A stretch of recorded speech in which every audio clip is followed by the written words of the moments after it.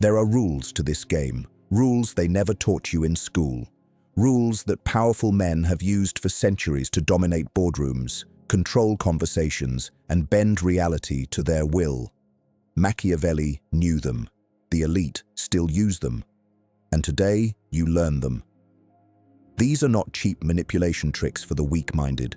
These are psychological weapons forged in the fires of human nature itself. Most people will live their entire lives being played by those who understand what I am about to share with you. They will smile at their enemies. They will trust the wrong people. They will wonder why life keeps breaking them. But not you, not after this. By the end of this video, you will see the world differently. You will recognize the games before they are played on you. You will become untouchable. Stay until the end. This changes everything. Say less, control more. The first psychological trick that should be illegal is devastatingly simple. Say less, control more. Most people talk too much. They fill every silence with nervous words. They over-explain. They justify. They reveal their entire hand before the game even begins. And in doing so, they hand their power to whoever is listening. Powerful men understood this centuries ago. Machiavelli wrote that a man who cannot control his tongue cannot control his fate. Silence is not empty. Silence is loaded. When you speak less, people lean in. They wonder what you are thinking. They start filling the gaps with their own assumptions, their own fears, their own insecurities. You become a mystery they cannot solve. And what people cannot solve, they cannot dismiss. Watch how this plays out in real life. Two men walk into a negotiation. One talks endlessly, pitching, persuading, almost begging. The other sits back, listens, nods occasionally, says almost nothing. Who holds the power in that room? The silent one, always the silent one. Because while the talker reveals his desperation, his weaknesses, his pressure points, the quiet man gathers intelligence. He watches, he waits. And when he finally speaks, his words land like thunder. This is not about being antisocial. This is not about being rude. This is about understanding that every word you speak is a withdrawal from your power account. Spend wisely. The next time someone tries to pull information from you, pause. Let the silence sit. Watch how uncomfortable they become. Watch how they start talking to fill the void you created. That discomfort is your leverage. That silence is your weapon. People will tell you things they never intended to say just to escape the weight of your quiet presence. Practice this in meetings, in arguments, in conversations where others expect you to react. Do not react. Observe. Let them wonder. Let them sweat. The man who speaks first in a conflict has already lost. The man who explains himself too quickly looks guilty even when innocent. The man who masters silence masters the room. Say less, mean more. Let your absence of words become the loudest thing about you. This is not weakness. This is control in its purest form. And once you taste it, you will never go back to being the man who talks too much. Whoa. Fake weakness, real power. The second trick is one of the most dangerous in existence. Fake weakness, real power. The world teaches you to appear strong at all times. Puff your chest, never show cracks, dominate every room. But Machiavelli understood something deeper. He knew that the man who appears invincible becomes a target. Everyone wants to take down the giant. Everyone wants to humble the king. So, the truly powerful do something counterintuitive. They let others believe they are less than they are. They show a weakness that is not real. And while their enemies relax, while competitors drop their guard, they strike from a position no one expected. This is calculated vulnerability. You reveal a flaw on purpose. Maybe you admit you are not good with numbers. Maybe you confess you struggle with a certain skill. The person across from you hears this, and something shifts in their brain. They feel superior. They feel safe. They stop seeing you as a threat, and that is exactly where you want them. History is filled with leaders who used this trick to destroy their opponents. They played dumb while sharpening their swords in the shadows. They acted confused while mapping every move their enemies made. By the time the truth was revealed, it was already too late. The prey had become the predator. Now understand this clearly. This is not about being weak. This is about controlling the perception of your weakness. There is a difference between a man who is broken and a man who chooses to appear breakable. One is a victim. The other is a hunter wearing the skin of a lamb. Use this when someone underestimates you. Do not correct them. Let them believe they are smarter, faster, better. Smile and nod while they explain things you already mastered years ago. Because the moment they stop watching you closely is the moment you gain the upper hand. Ego is the enemy of awareness. When you feed someone's ego by appearing lesser, you blind them. They become drunk on their own superiority, and drunk men do not see the blade coming. Never reveal your full power to anyone who has not earned that knowledge. Let them guess. Let them assume. Let them find out only when it is far too late to change the outcome. Fake weakness is not cowardice. It is warfare dressed in humility. Master it, and no one will ever see you coming. The illusion of choice. The third trick will change how you see every decision you have ever made. The illusion of choice. You think you are free. You think your choices are your own. But the powerful have been guiding your hand for centuries without you ever knowing. Here is how it works. Instead of telling someone what to do, you give them options. 2 paths, sometimes 3. They feel in control. They feel autonomous. They pick one and walk away satisfied, believing the decision was entirely theirs. But here is the secret. You designed every option. Every path led exactly where you wanted them to go. They never had a real choice. They only had the feeling of one. And that feeling is all humans truly need to stay obedient. Machiavelli knew that men resist force. Push someone directly and they push back. Demand something and watch rebellion spark in their eyes. But offer them a choice between 2 things you control and resistance melts away. Their ego is satisfied. Their pride remains intact. And you get exactly what you wanted from the beginning. Watch how this operates everywhere. Politicians give you 2 candidates, both serving the same system. Companies offer you 3 pricing plans, all designed to push you toward the middle one. Your boss asks if you want to work late Monday or Tuesday, never offering the option of neither. You pick one, you feel heard, you were played. Now flip this, use it yourself. Never ask someone a yes or no question when you need compliance. Give them choices that both serve your outcome. Do you want to meet Monday morning or Wednesday afternoon? Do you want to handle this project alone or with one assistant? Do you want to pay the deposit now or split it over 2 weeks? Notice what is happening. You removed the option of no. You removed the path of refusal. You gave them a steering wheel connected to nothing while you control the engine from the back seat. This is not manipulation in the crude sense. This is architecture. You are building a structure where every door leads to your destination. People walk through willingly, gratefully. They thank you for the options. They never see the cage. Most will never learn this. They will spend their lives choosing between options others created for them. But now you know. Now you build the options. Now you design the game.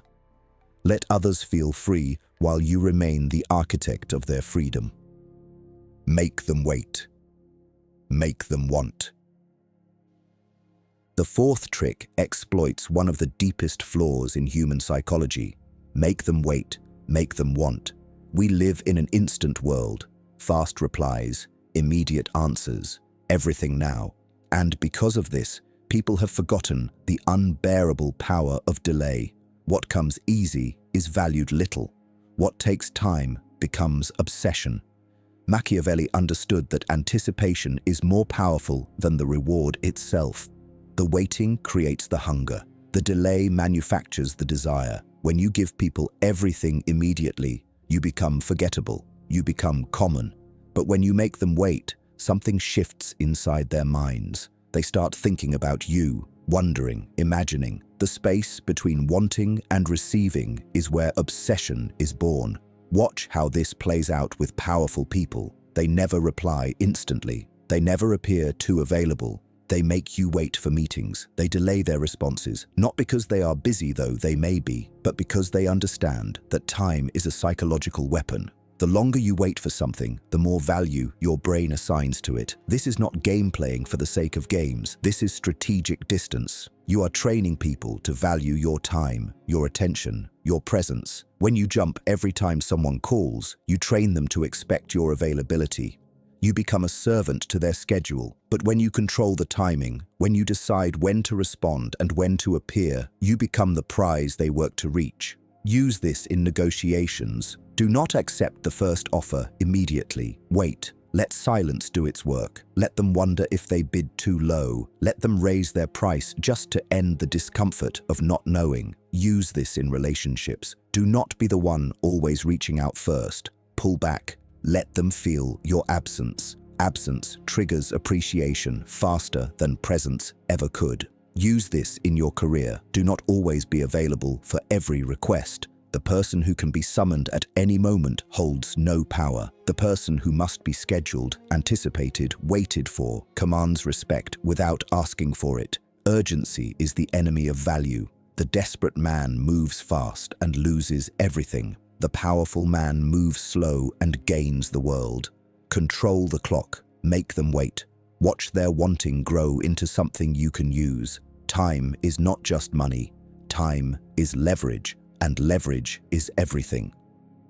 It be rare, be valued.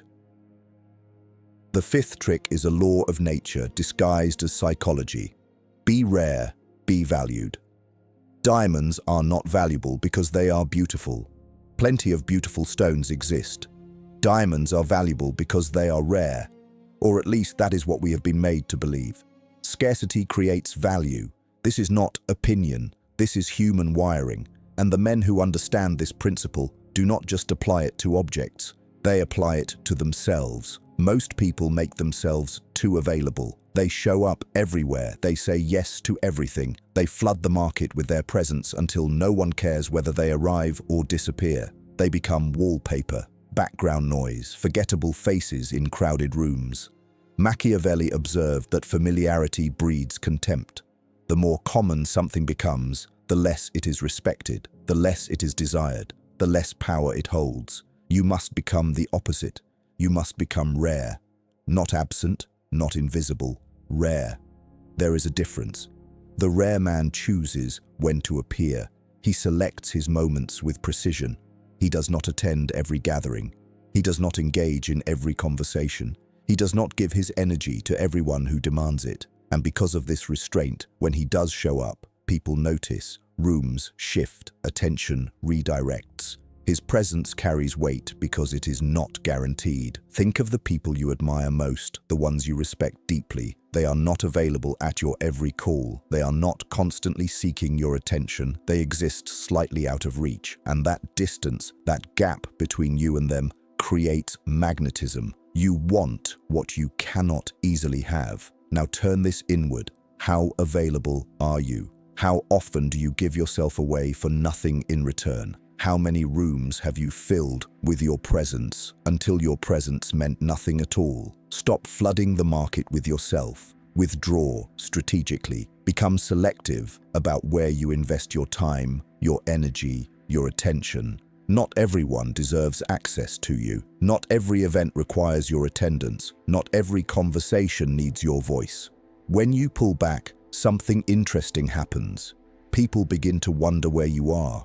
They start asking about you. They assign value to your absence because absence signals that your presence has somewhere better to be. This is not arrogance. This is economics applied to human interaction.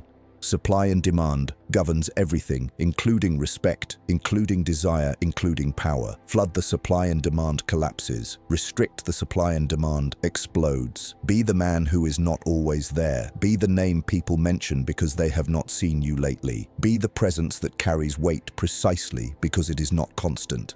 The common man begs for attention. The rare man attracts it without effort. The common man spreads himself thin across every opportunity. The rare man appears only where his presence creates maximum impact. Scarcity is not about hiding. Scarcity is about choosing. Choose wisely where you show up. Guard your presence like the valuable resource it is. Be rare, be remembered, be valued beyond measure. Reflect them, control them.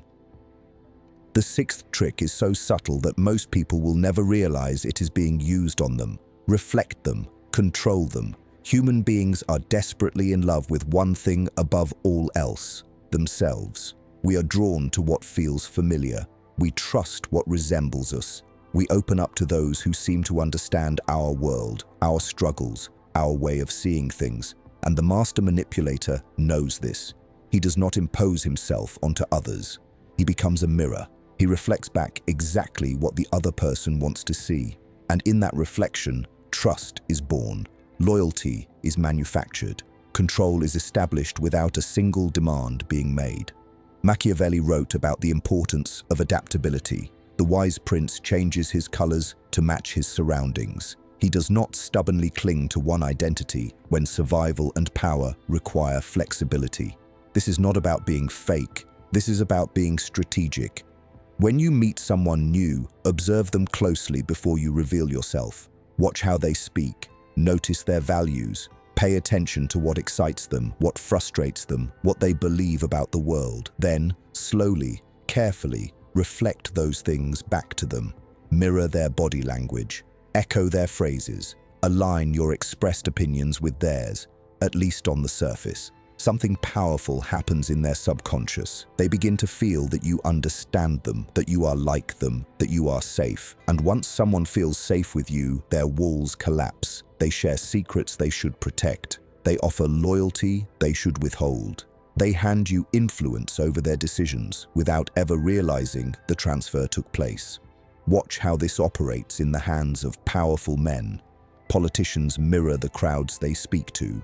Salesmen mirror their clients. Leaders mirror their followers until the followers believe the leader is one of them. The mirror creates an illusion of sameness. And sameness creates trust faster than any words ever could. But here is the deeper layer. While you are reflecting them, you remain untouched. You are the mirror, not the reflection. You observe without being changed. You adapt without losing yourself. They pour themselves into you, believing they have found a kindred spirit. In reality, they have found a strategist wearing their own face. Use this in negotiations. Reflect the other party's concerns back to them. Show them you understand. Watch how quickly resistance fades when people feel heard. Use this in relationships. Mirror the emotional state of those you wish to connect with. Meet their energy, match their rhythm. They will feel inexplicably bonded to you without knowing why. Use this in conflict. When someone attacks you, reflect their emotion without absorbing it. Stay calm while mirroring their intensity with understanding. They will exhaust themselves against their own reflection while you remain untouched at the center. The mirror technique is invisible influence. No force, no arguments, no confrontation, just a quiet reflection that makes people feel seen, understood, and connected to you. And once that connection is established, once they believe you are a version of themselves, they will follow where you lead. They will trust what you say. They will defend you as if defending their own identity. Become the mirror, reflect their world, and watch as they hand you the keys to control it without ever knowing what they have done. Give first, own later. The seventh and final trick is perhaps the most powerful of all. Give first, own later. On the surface, it sounds generous, noble even, but beneath that surface lies one of the oldest strategies of control ever devised. When you give someone something, anything, you create an invisible chain around their mind. A debt is formed, not on paper, not in words, but deep in the psychological wiring that governs human behavior. This is called the law of reciprocity, and it has been used by emperors, kings, politicians, and businessmen since the dawn of civilization. Machiavelli understood that favors are investments, not gifts. Every act of generosity is a seed planted for a future harvest. The wise man gives strategically, knowing that the human mind cannot rest until a debt is repaid. It is not a choice, it is compulsion.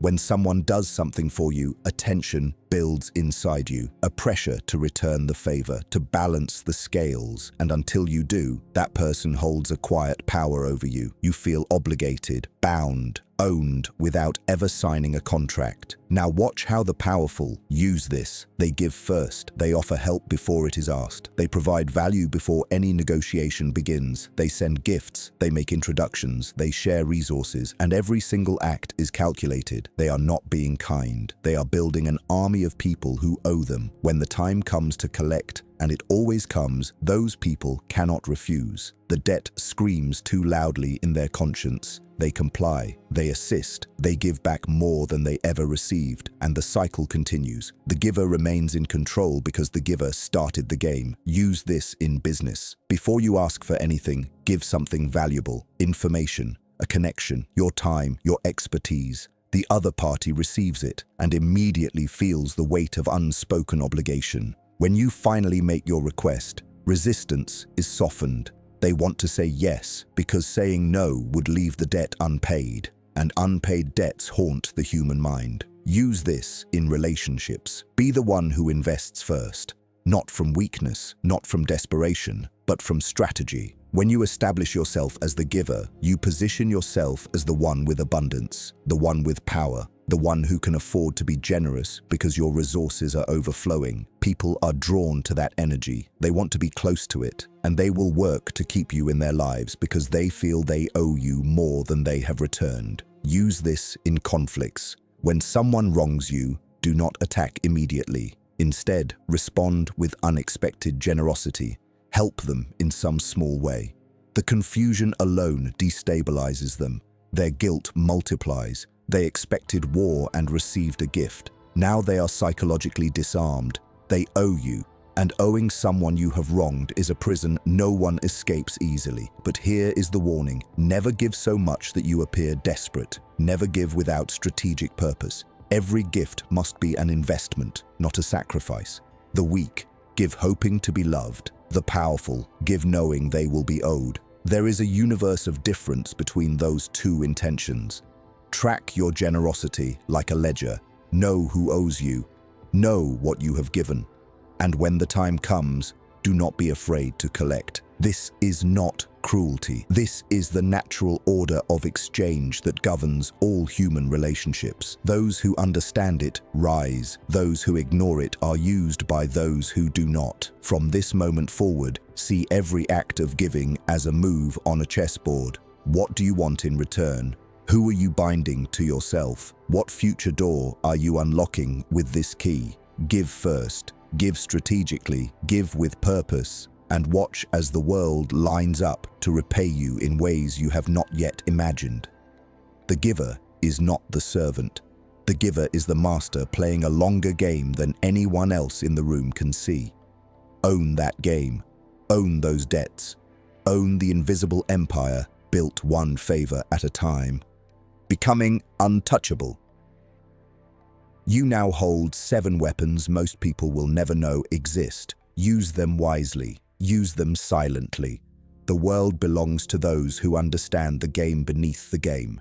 You are no longer blind. You are no longer prey. You are untouchable.